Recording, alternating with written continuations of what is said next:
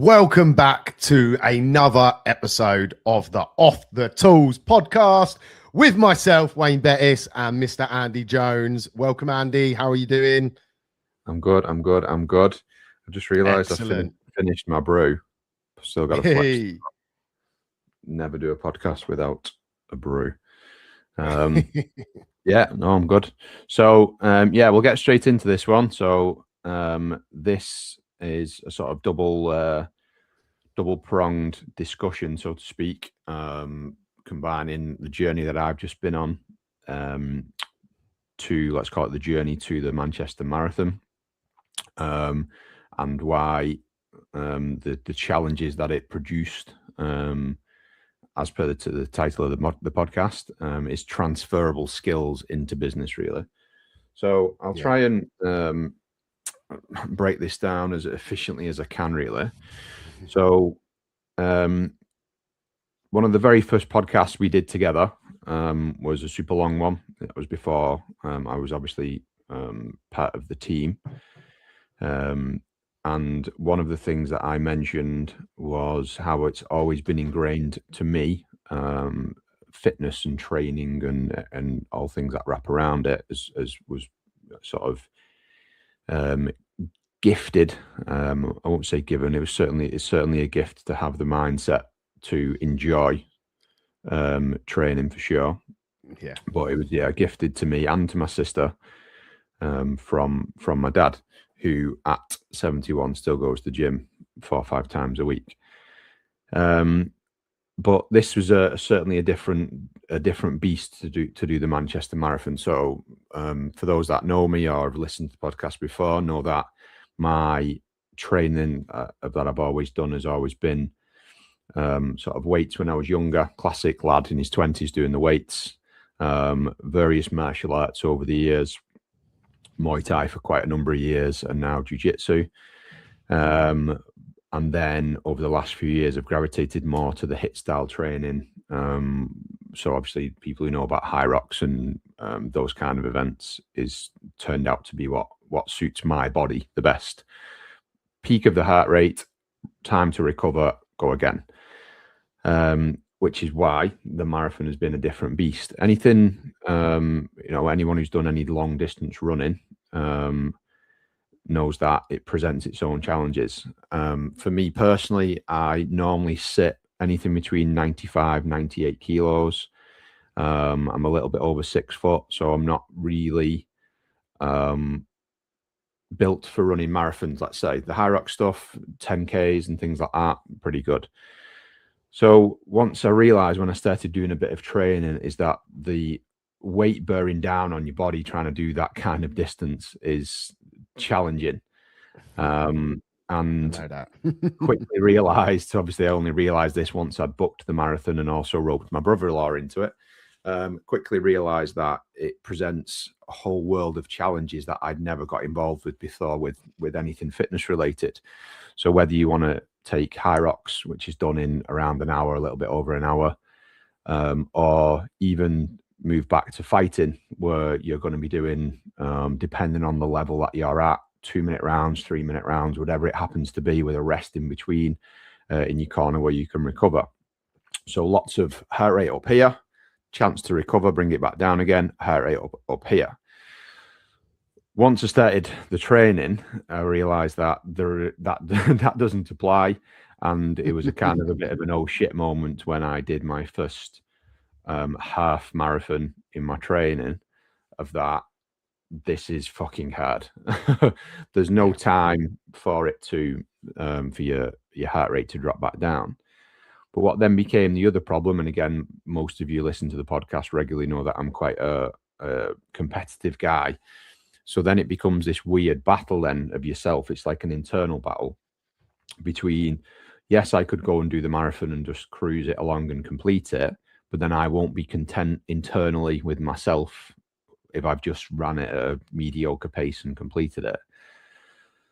Which then comes that internal battle of, well, actually, what can I achieve it in? Well, I can do a half marathon in 1 hour and 55. Is a sub 4 hour possible on the marathon? What can you actually achieve? I then sort of tried to focus more of the training towards doing the marathon. So trimmed back any martial arts, any of the weights and things like that, and managed to drop a little bit of weight. All while fitting what probably the biggest challenge is trying to fit your training around life. So the 6-year-old twin boys, the 2 businesses to be running, and yeah, the challenges then of that kind of training is it's so fucking time consuming. It's just so time consuming. If you go and do a half marathon and you're training, 2 hours worth of running, half an hour, like 15-minute warm up, maybe half an hour cool down at the end. We got you getting some fluids back on, and maybe you're walking back to your house. Arguably, you're out the house for 3 hours minimum. Yeah. Obviously, if you're running further than you can, it becomes super, super time consuming. Which then presents its own challenges from the mental side of things, then, doesn't it? Because it's like, oh, well, where can I fit this in my life? I've got to fit it. I've also got to have some food before I go. Your weekends quickly get swallowed up. So then the challenge essentially starts way before the marathon itself. And again, if you're someone who enjoys fitness, this is naturally a lot easier. But if you don't really like fitness and you're doing it from a challenge base, you've got additional things to get to contend with. But even if you like fitness, it's no longer a case of forcing yourself to do it physically. It's trying to fit it into your life, which was the first challenge. Managed to sort of chug away at that, and then obviously hit race day. So lots of hype, super excited when I'm there, mixture of nerves and excitement, towing the line between the two. Am I ready? Am I not? Kind of thing. Obviously, I was doing it with my brother-in-law, who we're very similar builds and also very similar running capabilities. Sam has a little bit more of a running background than me, and we're similar with a few variations. So naturally, we're both thinking, oh, I don't want to hold the other one up. I don't want to hold him back. He's thinking, oh, what should we do? So we kind of sort of set it amongst ourselves to make sure we try and finish together. Both my Garmin was telling me from my training that I could do it in like a 4:09. I think it was the last I checked. So I kind of sort of said to myself, I'll be super, super happy with anything under 4:10. Anything under 4:20 though will be fantastic, just to obviously complete it. Obviously all the nerves set in as well. Am I going to pull a muscle? Prior to this, I'd never ran. The furthest I'd ever ran in training was 27 kilometers, which is obviously quite a far distance behind the 42 required to complete the marathon. And I remember that I really struggled on that run as well during my training. So obviously the nerves are sort of there. And did a few things differently to what I normally do. So I sweat like fuck when I run. I sweat like absolute fuck. And I actually did a calculation once that said that I lose a liter of water every 10k just in perspiration. So that's not in the liquid that you exhale from your water, the vapor in your breath as well. So when I run, I traditionally run with a Camelback with electrolytes in it. I made the decision not to run with that because I knew there were water stations. That was probably a mistake in hindsight, because it just, not only was it not quite enough hydration wise every 5k, you're also then given a bottle of water, which you then naturally just trying to chug it in, and water's flying everywhere and whatnot.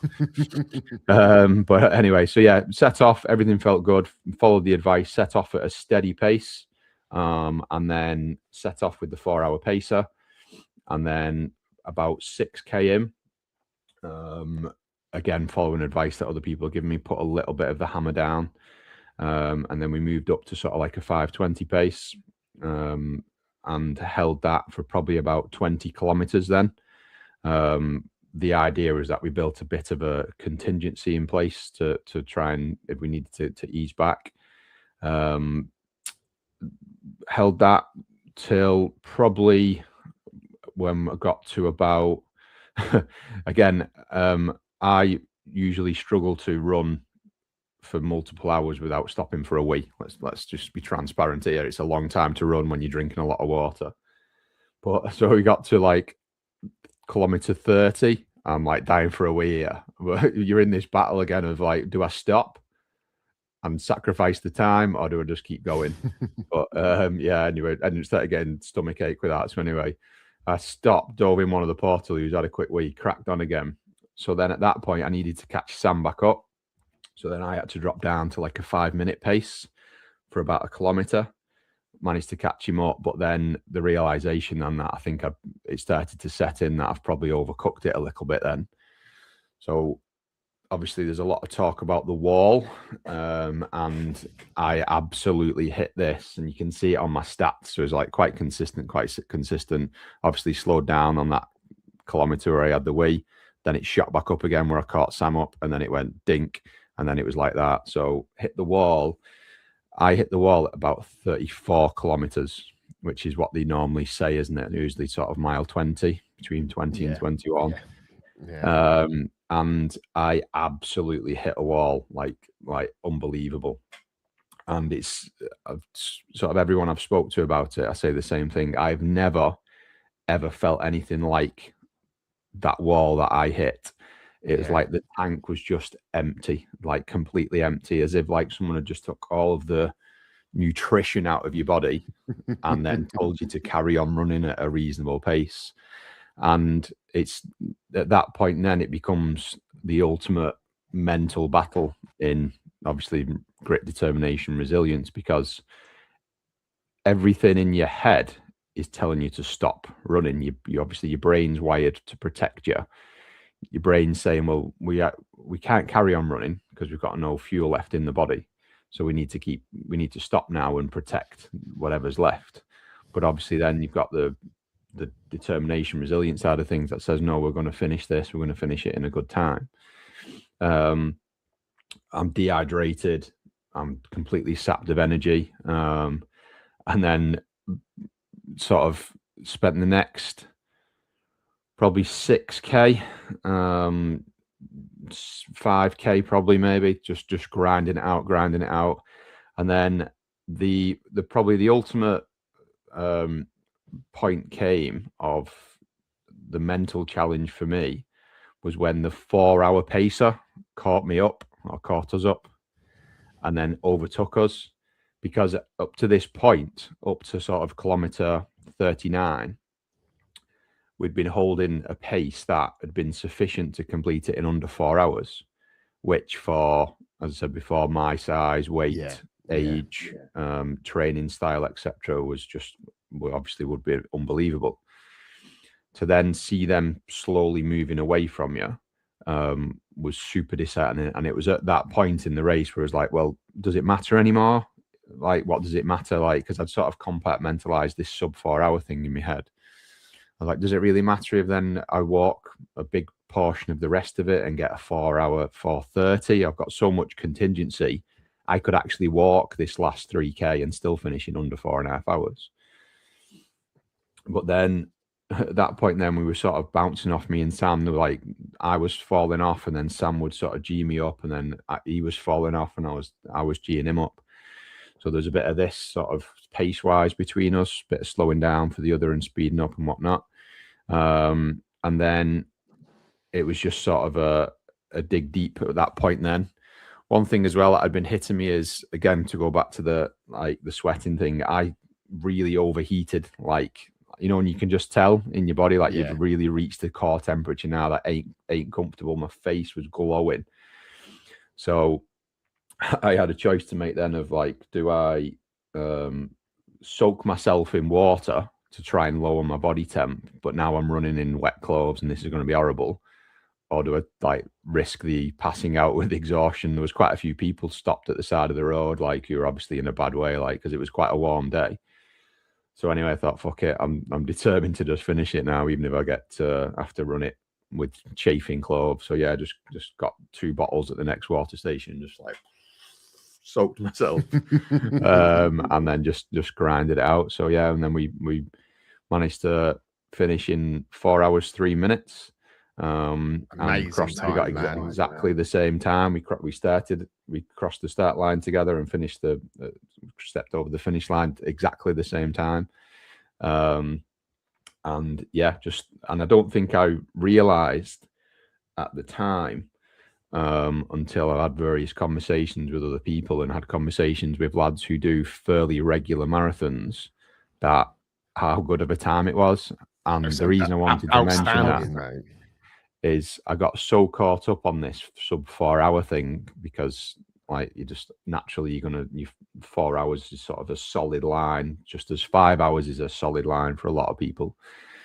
That I think it was initially took away from just how good a time it is. But it was then only on reflection, like it's, everything I said before, age, size, weight, and first marathon.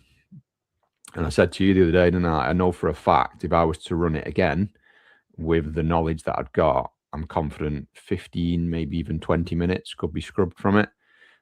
Even just so by doing something as simple as running with the Camelback with the electrolytes and running in maybe like a sleeveless top instead of a t-shirt, would have kept me a lot cooler. I ran in a baseball cap, which I'm not sure whether that was the right move or not. Obviously kept a bit of sun off my head, but obviously contributes to making you sweat a bit more.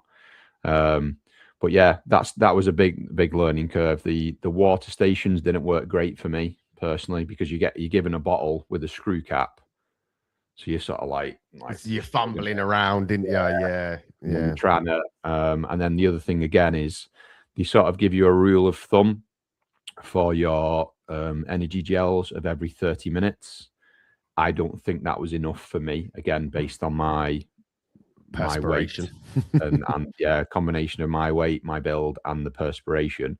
I don't believe it was enough. So I maybe should have like cut that down and increase the number of gels that I took. And again, carried the backpack with the electrolytes, which I could have just constantly sipped on. Because when I hit that wall, it was just nothing. There was nothing left. It was just like, when you can just tell in your body, like there's nothing left now. And I was so thirsty, just like so thirsty, it was uncomfortable. Like, so then naturally, then you get to the next water station. What do you do? Glug, glug, glug, glug, glug, and that's not good. Then you start getting stomachache and whatnot. But yeah, so yeah, really. I said as soon as we'd finished, we both said never doing that again, ever. And then yesterday, it was like, maybe. Yeah. Once the blues goes away, you start to get that hunger back, don't you?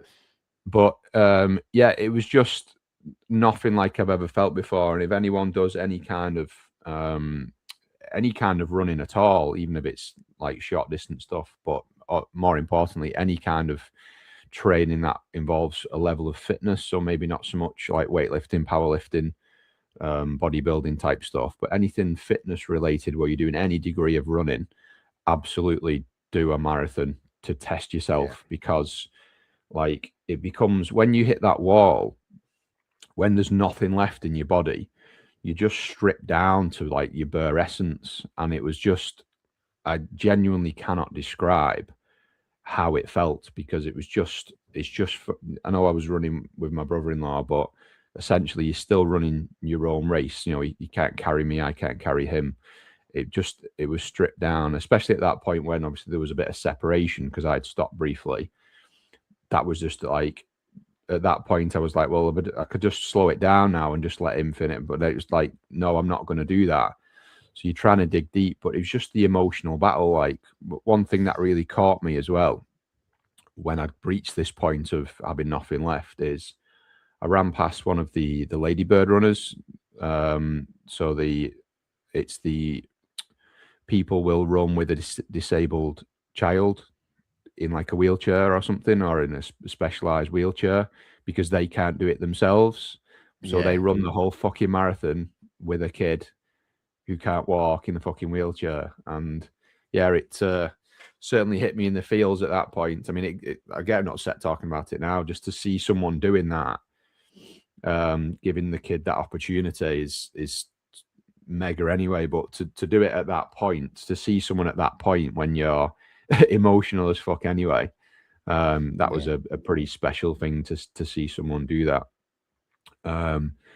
And yeah, just like to sort of get back onto the track of business wise, that's kind of the business journey in a nutshell, isn't it, really? Like and to lean into some of the challenges that I've had. So again, obviously, while I am a coach at Off the Tools, me and Wayne both also have our own heating businesses as well, which obviously fuel part of our skill set as coaches.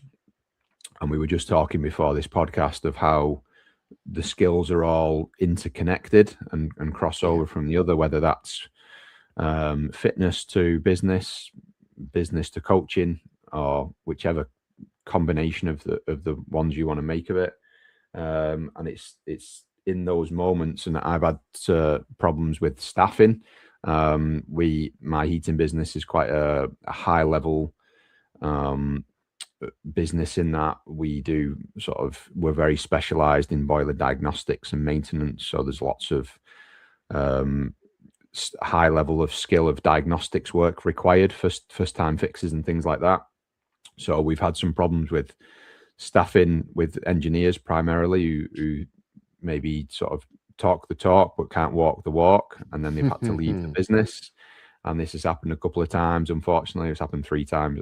Unfortunately, in the last few months, and it's been a huge challenge to not just truthfully throw the towel in on the whole thing and get rid of it, and then just focus all of my energy on the coaching. But then, obviously, Wayne's obviously good at helping to ground me in them situations and sort of bring me back to a more clear mindset, which is, I know that it's important to have for us both to have these businesses that run side by side with the coaching, because it's the lessons that are learned from the business that allow us to be the best on the ground coaches in the game. There's lots of coaches for trade businesses in the UK, but I don't know any of them that have a live business, that run alongside it, and that makes us uniquely positioned here at Off the Tools, that we can. I'm quite a big fan of live testing a lot of things. For example, we've got evening admin staff and weekend admin staff to collect leads that come in, respond to customers and things like that, which I don't really know anyone else who's offering that, to give that, again, that I said before, that bespoke high level service that we offer. So that's a test that then we have conversations, don't we, in whether it be on the session that Wayne hosts on a Wednesday or the one I host on a Friday, that we give that information back to the mentees and just makes us a bit uniquely positioned. It's so important. Like I could have closed my my heating business down 5-6 years ago, but I was determined not to be like everybody else. I wanted to keep it going. I wanted to go through more trials and tribulations to try and unearth more wisdom and guidance to help me become an even better coach. So I think it's very important that it's a very important point to get out there, that we're not passively giving information with no real modern context. We're evolving our businesses. We're trying things. We're passing on the lessons as and when things are happening. And I think it's what sets us apart from sort of the other people out there. Just quickly, because I'm going to have to wrestle this mic off Andy. That was firstly just an amazing, well done, mate. It's such a challenge mentally, physically, but I can already tell it was worth every mile you ran, mate, because you look amazing for it. Your attitude, your the way you're talking about it, you can tell you learned so much. I made some notes. It's not often I make notes, but I wanted to hit down on a couple of things that really stood out from Andy's journey that he just shared with us. So the first one was hitting the wall. right? So yes, in Andy's example, hitting the wall in the scenario, in the story that he just shared, was a physical battle. Okay. But to reflect on that in a business, we're going to hit the wall. We're going to hit the wall many, many times over, you know. The path to success, whatever success is for you, is not just a straight line upwards. There are going to be times that you hit the wall. And like Andy said, you know, he's been close to thinking, do you know what, sod it, I'm just going to jack this in. That's hitting the wall in a business, isn't it? And the importance of having grit, just like raw grit and determination and that resilience to go, you know what, no, this isn't going to beat me, I'm going to push on, is a fundamental skill that some people have more of it than others. But I do firmly believe it's trainable. I firmly believe that you can learn to become more determined. You can learn to become more resilient and have that grit when shit is hitting the fan. And it's such an important skill set to nurture. And I just want to share like a similar time frame to you in your marathon. When I ran London, I hit the wall probably around the 20-mile mark. And I genuinely, like Andy said, genuinely felt like the world had ended. I just was like, I am done. And then randomly, there was a bridge, like we had to run under a bridge, right? And in that bridge, there was toilets on one side, but there was a load of African drummers, right? Drumming on these, like, I don't know what drums they were. And it was rhythm. There was a real rhythm to it. And I, in essence, went into a trance, right? I can't remember the next 3 to 5K after that time frame. I just flowed. I just went into basically flow state, and it was just mesmerizing. Looking back, it was one of the most sort of powerful moments of my life up till that point. And the reason I mention it is we can get that through different things. So like we all get into, when we're getting into something that we really like and we really have purpose to do, we can get stuff done. We can flow. The energy just comes from somewhere. And I think it's important to nurture that part, you know, finding what works, whether that be certain music, whether that be exercise, whether that be learning something or pushing yourself, or fundamentally having a real purpose to achieve whatever it is that you're doing. Because you are going to hit those walls. Those walls are going to come. You're going to knock them down, hopefully, and go through. But the next one will come at some point. So that was one of the key points for me, is sort of nurturing that determination. And I think it comes from having a purpose. Andy's purpose in that example was to finish the marathon in a very, very good time. And that was what powered him through, you know, to get through the pain. Another point that he made was that he ran with his friend, brother-in-law, sorry, well, friend as well, but yeah. And again, that to me just absolutely summarized why I created Off the Tools 8 years ago, was because I was fed up of running on my own. You know, every problem that come up, it was just me. I had to find the solution. I had to deal with it. So running together, whether that be physically running like Andy did with his brother-in-law, or whether that's being part of a community, having other men around you that know what you're going through, that are maybe going through exactly the same. Like in Andy's example, his brother-in-law was probably hitting the wall just as Andy was. So if you haven't got people around you, if you haven't got a few close friends or acquaintances that you can lean on in those times, then make sure you go out and try and find them, you know, whether they be old friends, whether they be new friends, you know, like we're never too old to make new friends and get to know each other. And obviously that's part of Off the Tools. You know, we've got the retreat coming up, that time of recording, we've got the retreat coming up in like 2 days, where 18 lads from all over the UK, some are flying in from Scotland, are going to converse together, and we're going to lean on each other, learn from each other. And yeah, it's just such an important point. I'm going to rattle through the last two just to get them done, Andy, and then we can get back to 2 Scotsmen, actually, haven't we? Yeah, exactly. So travel shouldn't be an excuse, you know, to find those people that you can run alongside and you can prop up when you need to, and hopefully they will prop you up when you need to get through hitting the walls and that are going to come up. Another key point that he mentioned was he overheated, he cooled down, right? He had to cool himself down. And thankfully, when I ran London, they had, I don't know if they had them in Manchester, but we had sprayers. So every like few kilometers, there was water jets. So you could run through like spraying water, which was there. Oh no, there was a few in London.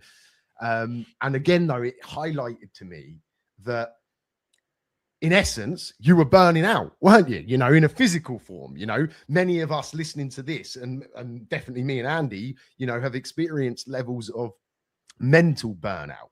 What Andy and what I went through with his brother-in-law was a physical burnout, because he was exerting so much energy. But that happens more for most people in life, and it's a mental burnout as well as it can be combined with a physical. And knowing that firstly is the first step, isn't it? Understanding you knew you were hot, you knew you had to get rid of some of that heat off your body, so you poured water on it.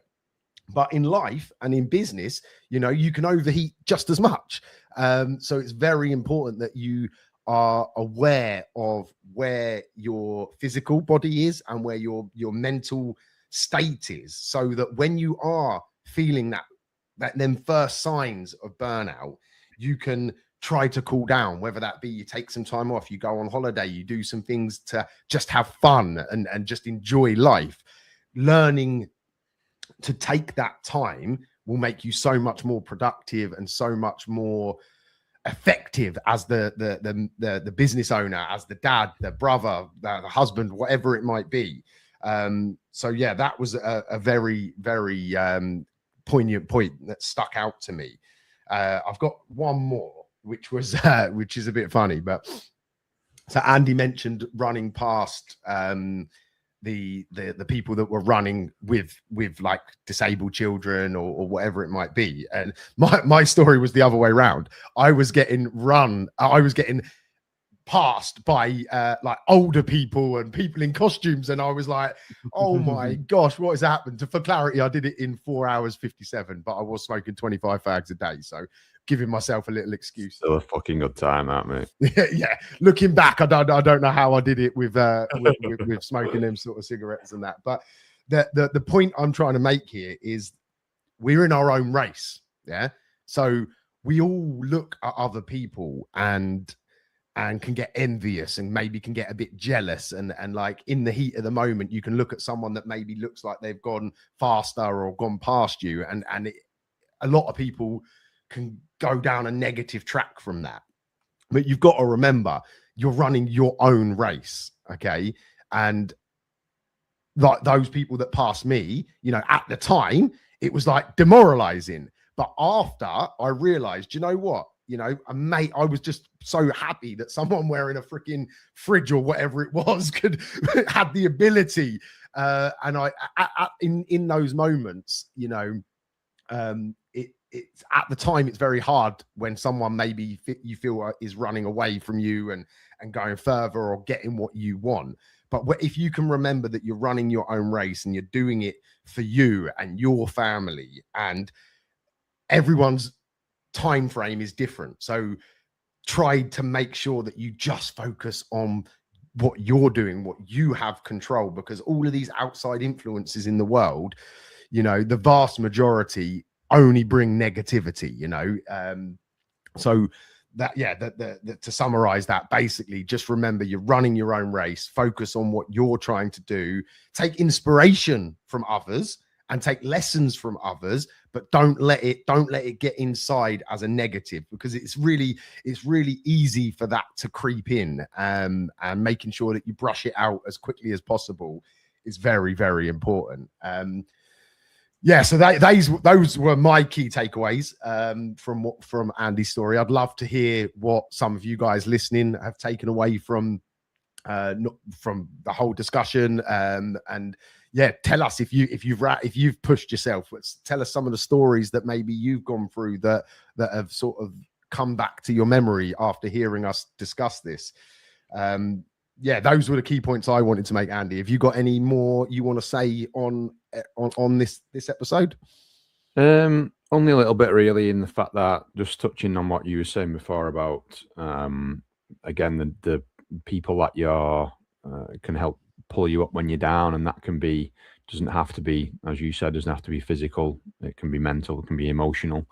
And again, most of the lads in Off the Tools, and we've said this so many times before, they get as equally as much, let's call it, value from the community as they do from the one-to-ones that they have with me or you, because it's the I do genuinely believe one of the hardest, if not the hardest thing owning a trade business is the mindset of 99% of the industry. And you know, when the lads come into Off the Tools, and so many come from obviously listening to this podcast and then have obviously a initial conversation with me or you, who just say, I've started to think this way, I've started to think a bit bigger, or I've started to think more like a business owner.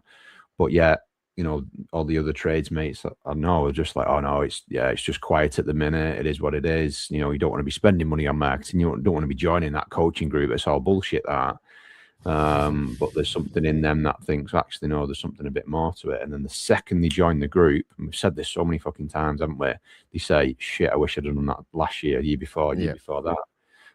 Because it just, like, they just, unfortunately, the 99.9% of the industry is just full of guys who don't believe that in it being a real business like it needs to be. And ironically, there's never been as much opportunity as there is now, but it has to be the guys who have that determination and the resilience to shake off, you know, let's call it the naysayers in the game.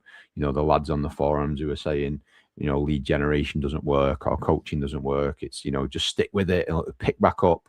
It fucking won't. Not if you carry on doing, you know, as Einstein always says, definitions of insanity, doing the same thing, expecting different results. If you do something to flip that on its head, if you do have that determination, you do something different.